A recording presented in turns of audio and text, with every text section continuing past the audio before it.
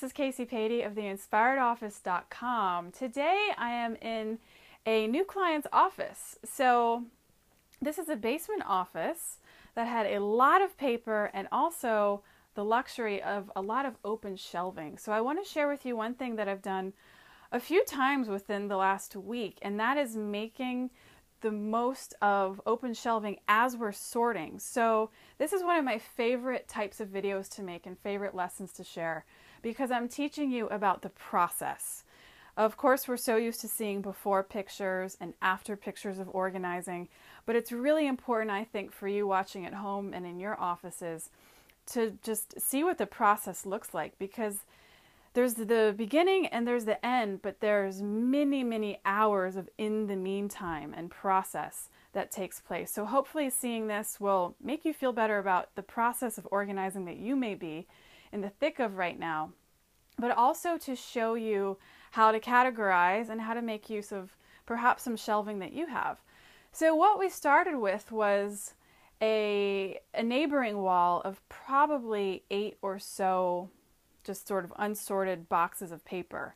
So as soon as I walked into this office, I said, let's put all of the paper to sort on one wall, emptying an entire wall of shelving to use as sorting stations. So we're not quite near the end process, actually the end result, nowhere near it.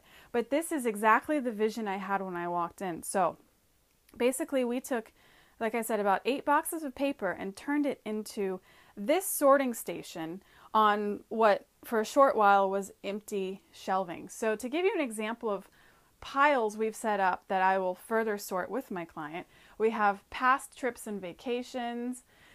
We have his own personal sorting to further weed foreign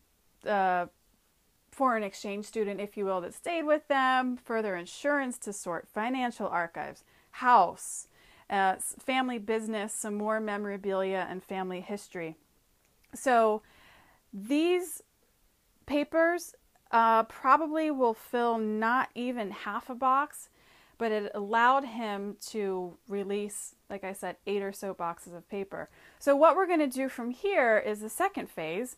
Now that we have everything laid out in front of us and just in these crude categories, of course, is to weed it down further, create micro categories within these, and eventually I'm guessing all of this can fit, it'll grow a little bit, but into 1 or 2 boxes, which comes down from 8. So again, if you have open shelving at home or the possibility of opening up your shelving and emptying it, turn your shelves into a sorting station just using simple sticky notes.